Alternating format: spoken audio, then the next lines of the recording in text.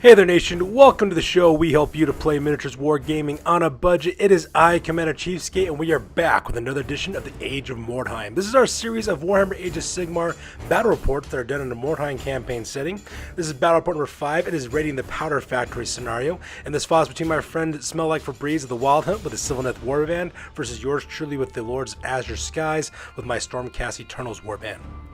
So that's right, ladies and gentlemen, it's a good old-fashioned order versus order fight.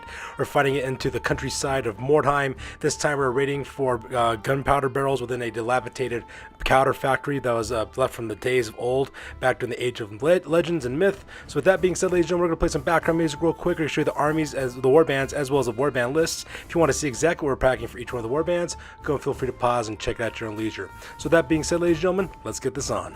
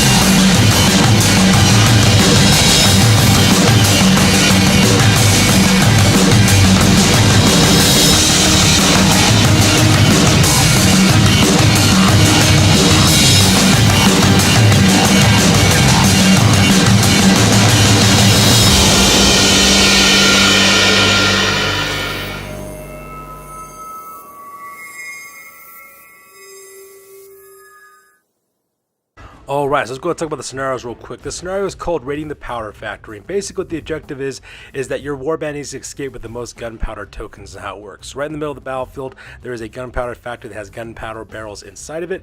Pretty much how the idea is supposed to be that your models, when they run up to it, they can carry up to 3 gunpowder barrels or gunpowder tokens with them, and of course the tokens also explode from fire-based attack. When they explode, they go 1d6 inches, and they cause 1d3 mortal wounds every single time they do. Also, if you want to escape with the tokens, what you have to do is have models that are carrying the actual gunpowder barrels make it to the edge of the table and be able to get away, so that way they can get the bounty for it. Or the other way you could also win this one as well is by driving out your enemy by routing them as well. For the rewards, for each one of the gunpowder stores that you manage to take, each token is worth about 15 gold pieces, so really good there.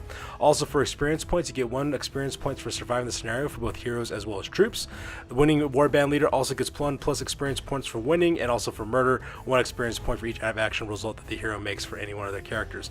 Also, there's also a special one called Boom. That means any hero or troop that puts a model carrying at least 2 gunpowder tokens out of action gains additional experience points. And if they also cause a secondary explosion to take place, they also get additional experience points on top of that as well. So that's kind of the way they're kind of doing on this one.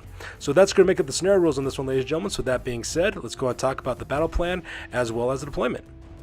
Alright, so here's the battle plan. As you can see, we are fighting on a 4x4 table. My opponent Smells Like Febreze deployed on the near side of the table, while my Stormcast Eternals, the Lords of Azure Sky, deployed on the far side of the table along the bank of the river. Right in the center of the battlefield, you can see that little walled complex in the center with the 3 buildings. That is the gunpowder factory that we're trying to raid. As you can see, we have some gunpowder barrels located inside of that little factory area to represent the tokens that we're trying to raid for. As you can see, we got a lot of farmland as well as cottages. There's a lot of trees and things of that nature spread all over the battlefield. And that's supposed to represent the fact that this is on the outskirts of Mordheim, because no one in the right mind built a gunpowder factory right in the middle of the city. So that's pretty much the idea is when we went with the terrain on this part as well. Also, if you notice, we also have a couple of Sylvaneth wildwoods located throughout this battle as well on the right hand side with the middle of those hedgerows. That's a Sylvaneth wildwood right over there. Say the one that's right across the river as well. So those are the 2 Sylvaneth wildwood that my opponent Smells Like Febreze deploys on this one as well. So with pretty much what the plan is that we're just going to try to go straight towards the gunpowder gunpowder factory. I'm planning on using most of my infantry forces, like my prosecutors, my liberators, and my judicators, as well as my Lord Relictor, to kind of get inside the compound, secure gunpowder barrels, and then try to escape if they can. At the same time, try to fight on the right-hand flank with my paladin retributors, as well as my general, try to take out Sternbark, the tree man located over there. To be honest, I have no real answer of taking on Durthu, because that guy is a savage when it comes to close combat, so I really have no response for that guy. Pretty much my hope is hopefully I can whittle him down with some long-range magical attacks, same thing with some shooting, because I really have nothing for him up in close combat. So with the battle plan over with, let's go and talk about where the location of the gunpowder tokens are located at. Alright, here's a close-up shot of the gunpowder barrels are located inside this old dilapidated gunpowder factory. As you can see, we have 4 barrels on top of pallets right around the water well that's in the center of the compound as well. And we also have 2 barrels on top of that tower there on the right-hand side. We have some dilapidated walls, represent the fact that this thing was crumbling apart. They're made out of stone. We got some wagon wheels inside there as well. It looks like we have a cottage, a factory, as well as a tower to kind of protect it all. And these are the objectives that we're trying to capture for the scenario. So with the battle plan over, let's go and talk about the point real quick. We're going to start our Smells Like Febreze. Over on the left hand side, you see you guys a Troop at Dawn, which is his 3 treekin, as well as Durthu, the Eldest of Ancients, which is Warband Leader's also a special character. And that guy is the one model I fear. I remember using that guy when I used to play Sylvaneth for Warhammer Age of Sigmar. I remember how deadly that guy can be in close combat, so I am really wary of that character. That guy has really good shooting. He's got good close combat. He has a command ability which allows units within range to both advance as well as charge. So this guy is super deadly and very, very dangerous. And I have no idea what I'm going to do in order to bring that guy down, because I have nothing that can really take on that guy. And making it smell like Febreze's far right hand flank, you have Sternbark the Tree Man. Also right there, you also got some Dryads from the Court of Seasons. You have 4 Dryads there. You also have his 2 other heroes, Anya the Ashes. She is a branch nymph, and you also have Sylvaneth the Shadows, which is his branch Wraith, which is the character with the yellow cape there as well. And like I said before, I really have no answers to deal with the Treeman. Hopefully I can take him out some long range attacks with some magic as well as some shooting, because the only guy that can really take on these guys in close combat is my general, and I really don't want to lose my warband leader if I can help it. Meanwhile, across the table on the far side of the table, next to that river, is my deployment. So starting my left-hand flank, as you can see there, I have my witnesses. Those are my 2 judicators, as well as Brother Zephaniah the Witness. That's my judicator prime. That's my leader as well. Those guys are armed with sky shock bolts as well as sky bolt bows. So that way those guys are my long-range shooting. Right behind them on the right-hand side is my Lord Relictor, Lord Grim. He's there to provide some healing as well as some mortal wound damages with his storm abilities. And all on the right-hand side, I also have Brother Bishop the Judge. He's my Liberator prime, as well as 2 Liberators from the Judges as well. And these guys are my infantry forces. Pretty much my plans with these guys to do is ascend directly into the powder factory and start capturing some barrels, because I need the gold pieces. And making my right hand flank for my army, I have Brother Malchiah the Executioner. That is my Paladin Retributor Prime, as well as the Executioners, which are my 3 Paladin Retributors, and also my General Lord Ios of Azure Earth. That is my Lord Celisant on Dracoth with his Tempest's Hammer. He also has the ability that also has the Bring Down the Beast command ability, which also gets +1 to wound as well as +1 to hit when it comes against monsters. So that's going to be really helpful to have for all my forces against these monsters in close combat. And that pretty much makes up my right hand flank. So with the deployment phase over, we go directly to the top of turn number 1 and we roll off for initiative.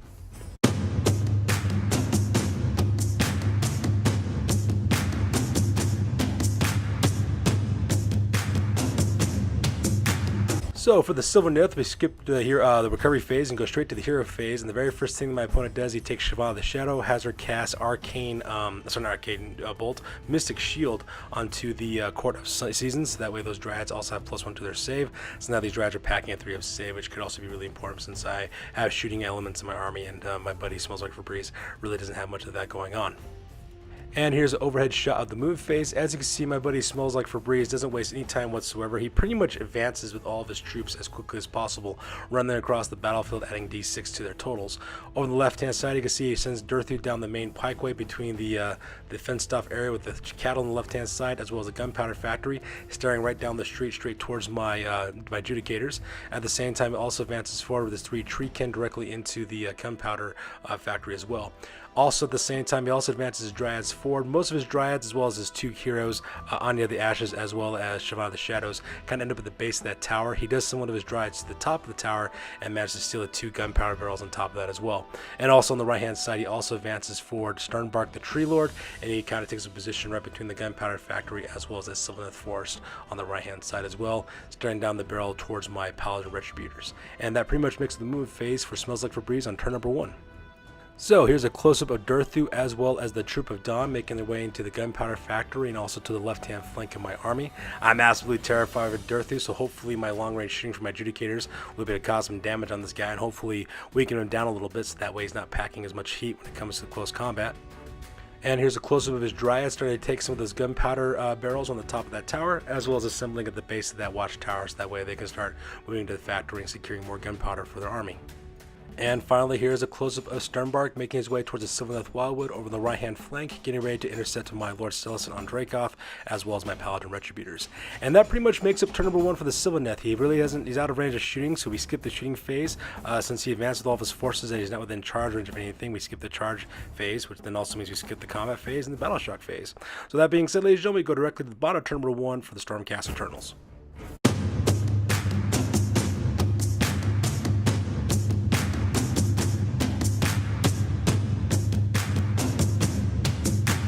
Alright, so in the hero phase, the very first thing I do is I activate my commander, my war band leader's command ability, which is Slay the Beast. That gets him +1 to hit, as well as +1 to wound to both himself, as well as all allies within 6 inches of him against monsters, which could be really helpful for me because I have to worry about taking down the Tree Lord Sternbark here on my right-hand flank.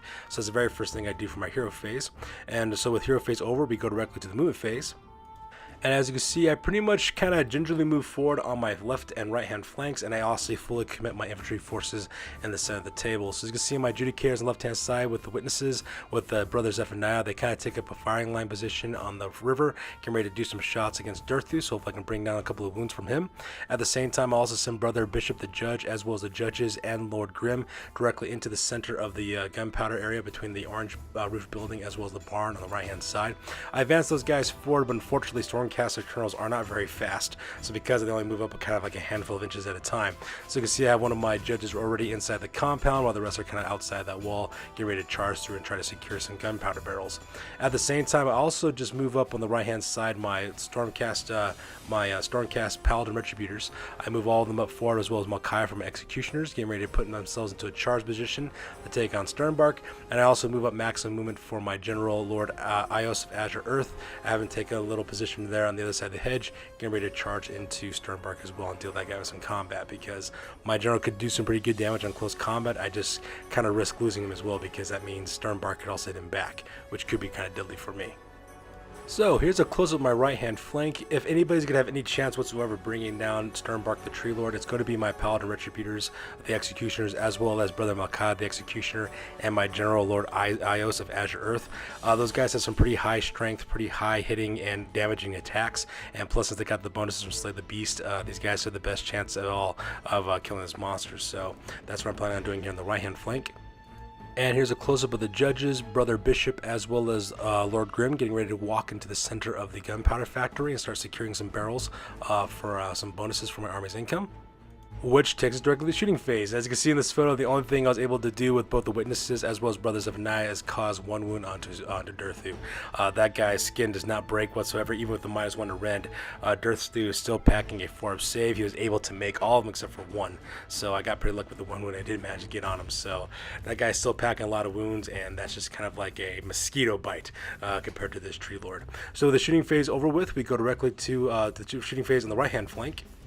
On the right-hand flank, I actually got a little bit better luck. What I did is I opened up with the Storm Breath ability from my Dracoth onto Sternbark. I was able to put 2 mortal wounds on that guy, so that part was kind of nice in the shooting phase as well. So now with the shooting phase over with, we go directly to the charge phase.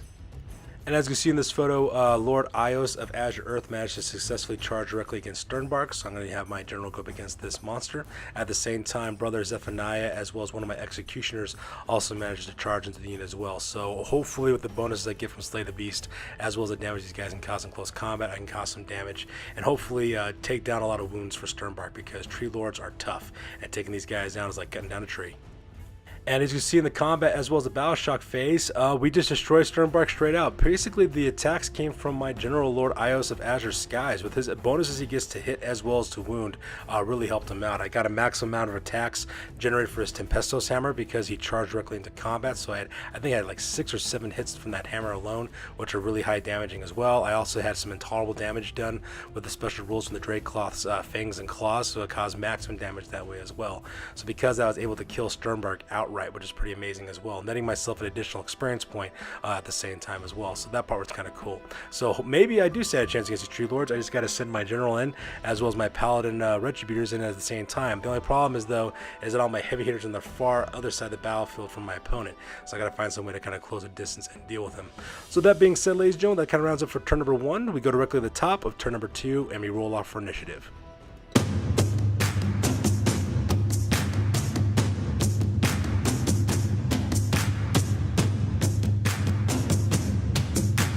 So in the hero phase, for the Sylvaneth, my buddy activates his warband leader, which is Durthu, the Elders of Ancients. He uses his command ability, which is called, I believe it's called Full Ahead. That is correct. That is the one that actually allows you both to advance as well as charge. He activates that for both himself as well as for the members of the Troop of Dawn as well. So his 3 tree can will also be able to benefit from that rule. That's why they got the little skull icon next to them to represent the fact that the command ability is going off on those guys. And that pretty much makes it the hero phase on this side of the table. Meanwhile, outside the Powder Factory, Sylvaneth of the Shadows activates Mystic Shield once again onto the Court of Seasons. So because of that, those guys have a +1 to their save, making them save a little bit better as well. And that pretty much makes it the hero phase. So the hero phase over with, we go directly to the movement phase. Alright, so in the move phase, as you can see from this photo, my buddy Smells Like Febreze starts advancing his forces as quickly as he possibly can across the battlefield. First thing he does, he puts Sylvaneth of the Shadows on top of the tower and sends his Dryads as well as Anya the Ashes directly into the powder factory so that way they can secure some more gunpowder barrels. And they managed to do that. The little yellow die with the 1 on it represents the fact they're carrying 1 gunpowder token. At the same time, he took the Dryad that was carrying 2 gunpowder tokens on the top of the tower and had her run all the way back to the backfield so that way she could escape with their 2 barrels as well. However, the most dramatic movement took place with Durthu as well as the Troop of Dawn. As you can see, those guys kind of advance right across the courtyard of the powder factory. Durthu is staring down the judges right there in the center of the battlefield. At the same time, his Troop of Dawn are making their way across the courtyard of the powder factory towards my executioners as well as brother Malchiah as well as my General Lord Ios of Azure Earth. And that pretty much makes the move phase on this one. So here's a better close-up of the Dryads going across the battlefield, securing some more gunpowder tokens. As you can see, one of the Dryads from the Court of Seasons managed to secure one of the tokens already, while she's got a couple of more Dryads heading towards the center, as well as Anya of the Ashes, as well as another member of the Court of Seasons kind of take behind that little position behind the cart there. You can also see Sylvaneth of the Shadows on top of the tower as well as some of the tree moving across the battlefield. And here's a close-up of Durthu staring down the barrel towards my judges right between the orange roof building as well as the barn. And you can also see the Troop of Dawn also making their way out the eastern side of the building complex, heading towards my paladin retributors as well as my general. And finally, here's a close-up of one of the Dryads from the Court of Seasons running towards the backfield of the deployment area so that way they can escape with 2 more barrels of gunpowder, netting them 30 gold pieces. And that pretty much makes the move phase. So with the move phase over with, we go directly to the shooting phase. And the only real shooting that took place is with Smell Like Febrze's General Durthu, the Elders of Ancients. He opens up with his Lamentations of Despair ability. Now, unfortunately, while it is caused 12 hits and it's 3 up to hit as well as 5 up to wound, that 5 up to wound wasn't really all that great. In fact, only 2 of them managed to wound one of my judges, and my judge managed to save one of those wounds while the other one became a floating wound. And since my Liberators carry 2 wounds apiece, this guy's at half strength. So shooting was pretty much lackluster on this part. So with shooting phase over with, we go directly to the charge phase. And as you see in this photo, my greatest nightmare came true because my buddy Smells Like Febreze charged Durthu across the battlefield, directing to Lord Ios of Azure Earth. So now my warband leader and his warband leader are engaged in close combat. To make things even more frightening, Durthu's within 3 inches of that Sylvaneth wildwood on the other side of those hedgerows. So because it gets D3 extra attacks with the Elder Wrath Sword, and that thing causes 6 damage apiece. So I'm absolutely terrified because I remember playing with Durthu when I played Warhammer Age of Sigmar with that guy. And I just watched him tear through units like it was nobody's business, and I'm absolutely terrified to see what happened. At the same time, he also charges in the Troop of Dawn directly into my executioner as well as brothers Malchiah as well, so those guys will be engaged in close combat. And speaking of which, we go directly to the combat phase and battle shock phase. And in the combat phase, you can see in this photo, my buddy activates Durthu first. He does his ground shaking stomp ability, so now Brother Malkaya as well as my Executioner suffer -1 to hit. Same thing with Lords of Azure Skies as well, so whatever bonuses I had to hit using my General's command ability and Slay the Beast has gone away. It will help me when it comes to wounding, but if I'm not lucky enough and I don't survive this, I don't think my commander will be able to fight back. And as you could probably predicted, the first thing that my do this at the end of the Battle Shock phase, the first thing that my buddy Smells Like Febreze does is he activates Durthu. After he does his ground shaking stomp ability, he attacks with his Elder Wrath sword. He managed to get 6 attacks off of that guy as well. I got pretty lucky because my opponent only managed to get 2 of those attacks to actually wound, which is enough to drag down my opponent, drag down my army. I was able to, I think, save one of those attacks, so I got really lucky on that one. The other one, though, brought me down 6 wounds. What really finished me off, however, was the impaling talent ability, and he actually managed to hit me with a wound as that as well. I was unable to save it, and when he rolled a d6 to see if he can get more of my remaining wounds, he rolled a perfect 6, which means that my general's heart just got ripped out with that huge claw of talons that Durthu was rocking. So that was absolutely terrifying to watch that happen. My warband leader just goes out just like that, and whatever bonuses I used to get from his command ability are now evaporated. At the same time, my Paladin Retributors were able to actually put 2 wounds onto the Treekins, so that part was kind of nice, bringing one of them down to half strength. However, the Treekin weren't able to wound any of my guys as well. They just kind of flubbed their attacks, so now my brother Malkaya as well as my Executioner will have to deal with these guys in the next combat phase as well. So that was kind of rough. So with the Battle Shock phase over with, we go directly to the bottom of turn number 2 for the Stormcast Eternals.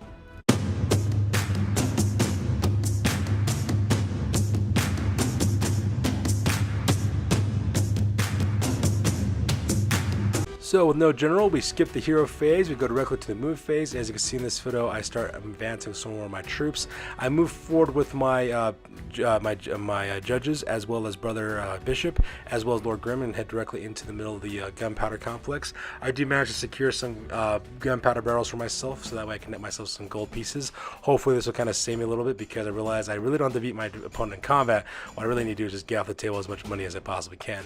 At the same time as well, I also move up my witnesses, my adjudicators on the left hand side, as well as Brother Zephaniah. I move up their normal 5 inches so that way they can take aim with their bows and start shooting at some dryads across the courtyard there and start dealing with them as well. At the same time, I also move the rest of my Paladin Retributors from the Executioners. I move them right behind Durthu, and hopefully I'll charge them in and be able to cause some damage in close combat, hopefully. And that pretty much makes up my move phase on this part. Alright, here's a close-up of my witnesses, as well as Brother Zephaniah getting ready to put some long-range hurting down with my longbows.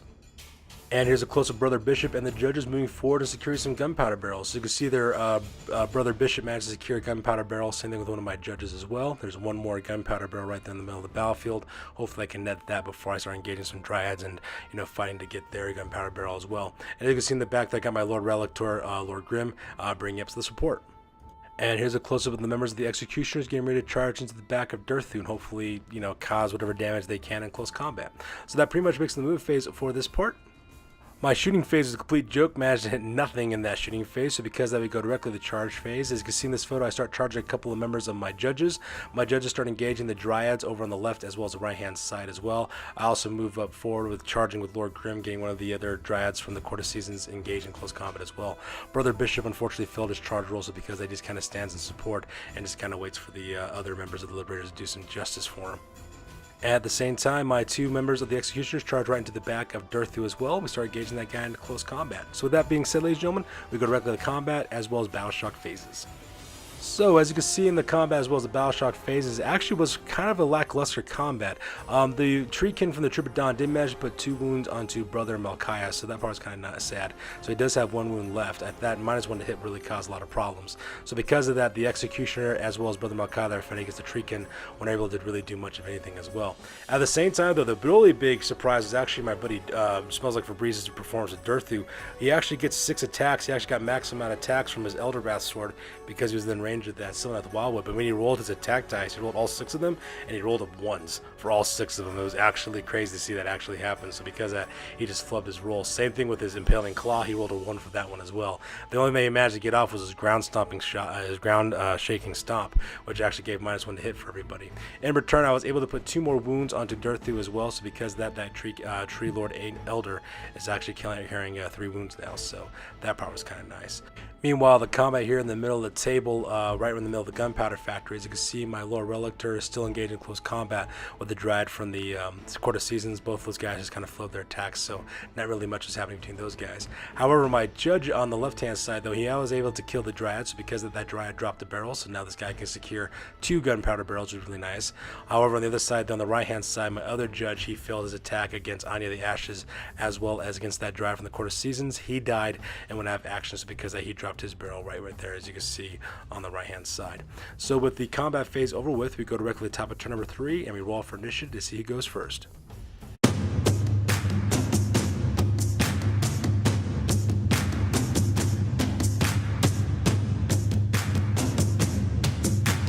So I was able to secure a double turn on this one, so that was kind of nice. In the hero phase, my Lord Relictor just failed, so because of that, we go directly to the move phase. And as you can see, the very first thing I do is I move up my Adjudicators as well as Brothers F and now on the left-hand side, giving them range so that way they can start having a clear line of sight towards Durthu. Hopefully they can do some long-range shooting and take that guy down as well. At the same time, I also advance forward with Brother Bishop as well as my last remaining member of the Judges. I move them up to take on Anya the Ashes as well as that last member from the Court of Seasons, and hopefully take those guys on as well. And everything on the right-hand side, of course, is engaged in close combat, so they're not really moving anywhere. And that pretty much makes the move phase for turn number 3. So here's a quick close-up of the situation that's taking place on the right-hand flank. As you can see, I still have my Executioners as well as Brother Malchiah engaged with the Troop of Dawn as well as Durthu, so we'll see exactly what happens with those guys in the combat phase. And here's a close-up of my Judges as well as Brother Bishop getting ready to charge into the rest of the Court of Seasons and hopefully defeat those guys in close combat as well. In the shooting phase, I was actually able to put 2 more wounds onto Durthu as well, which is pretty nice, which means this guy is starting to get handicapped a little bit, and his performance will be effective in the future rounds of the combat, so that was kind of cool. He ended up getting wounded from Brother Zephaniah. He opened up with his Sky Shock Bolt against Durthu, managed to hit him 4 times and actually caused 2 wounds, so that was pretty epic as well. My buddy Smells Like Febreze just kind of flubbed his save rolls on that part, so that was pretty lucky. So with smelling blood in the water, we go directly to the charge phase. As you can see in this photo, I actually decided to charge in a couple of my members of my Adjudicators to help start finishing off some of these Dryads, because I realized if I do put enough members of this warband out of action, my opponent will have to take a battle shock test and actually see if his warband routes or not, which is kind of like bottling out from Necromunda. And if I can rout his forces, I can save my guys from being chewed up from Durthu. So I really don't have to necessarily beat him in combat. I just got to make enough of casualties take place where he actually has to fall out. So you can see on the left-hand side there, I charge in a couple of members of the Adjudicators. One of the members of the Witnesses goes in to support Lord Grim against one of the Dryads from the Court of Seasons on the top. At the same time, I also charge in my Judge to the to Anya the Ashes, as well as Brother Zephaniah, the Adjudicator Prime. Those 2 guys are now engaged on the left-hand side with Anya the Ashes, and I also charge in Brother Bishop to take on the other Dryad from the Court of Seasons as well. So that directly goes to the combat phase for those guys.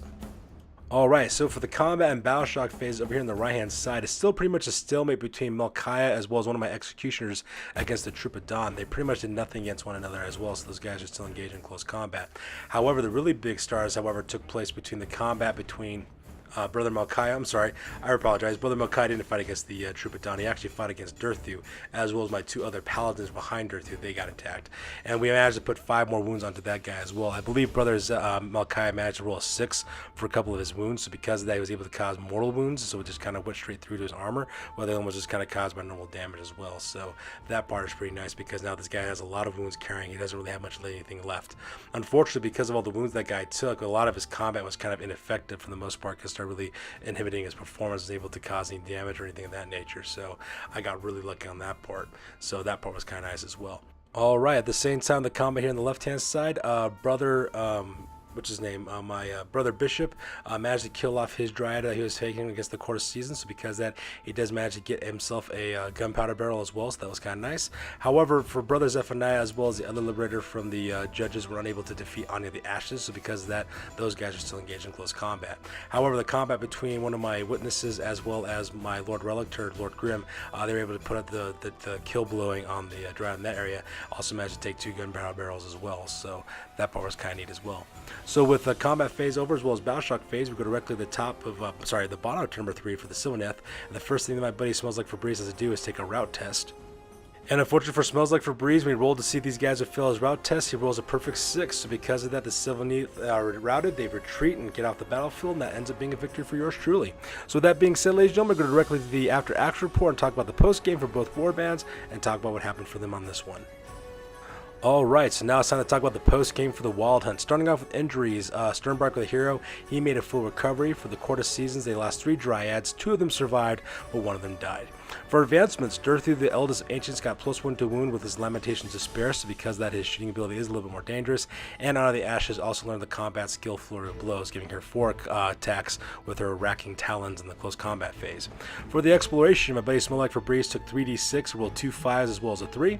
That netted him 2 Weirdstone that are worth 55 gold pieces, and also during the exploration, they found a broken soldier's body with a piece of Weirdstone on it, which also netted them some additional gold pieces as well. At the merchants, they did steal 2 barrels of gunpowder, which netted them a bonus of 30 gold pieces, and when combined with their income that they generated from exploration, they had 120 gold pieces to kind of spend. In the recruitment phase, they hired a replacement Dryad in the Court of Seasons for the one that died, and they also hired 3 new Treekin called the Troop of Dusk. So now my buddy Smells Like Febreze is packing 2 squads of Treekin as well. The new record for this warband is at 1 win as well as 1 loss, so that pretty much makes it up for the Wyld Hunt on this one. And finally, for the post-game for the Lords of Azure Skies, for injuries, Lord Ios of Azure Earth suffered a physical injury. He ended up with a smashed foot, so because of that now, my general can't run anymore, and when he charges, it only charges d6 inches forward, so Lord Ios is slow as all get out now, so that's kind of tragic as well. For the judges, I did lose one of my liberators, and for the executioners, my Paladin Retributor that did die from Durthu managed to survive as well, so that part was kind of nice to kind of help my army. For advancements, Lord Ios of Azure Earth did get +1 to hit with his Tempestos Hammer, so now he's hitting up on a 2-up, so he's even deadlier now in close combat. He just has to get to you first. And the exploration phase, I rolled 5d6. I rolled a 1, 2 3s, a 4, and a 5. That netted me 3 Weirdstone, which I sold for 70 gold pieces. I also found an abandoned hovel and recovered 4 gold pieces from that one as well. From the merchant, I did manage to steal 4 barrels of gunpowder, which ended me a bonus of 60 gold pieces, and when combined from my income as well as the 10 gold pieces from my treasure from the last round, ended with a total of 144 gold pieces. So in the recruitment phase, I managed to hire a new liberator for the judges to replace the one that died, and I also hired a new hero. He's a prosecutor prime named Brother Gaius, and he's armed with twin celestial hammers as well, and that brings my new record to 2 wins as well as 0 losses. So that's going to do it for this one, you guys. As always, please feel free to like, comment, and or subscribe. Your guys' input is invaluable as always. Also check us out on Facebook, Instagram, Google+, as well as Blogger for all the latest and greatest with our hobby. That's going to do it for this one, you guys. We will catch you guys in the next one. You guys stay classy.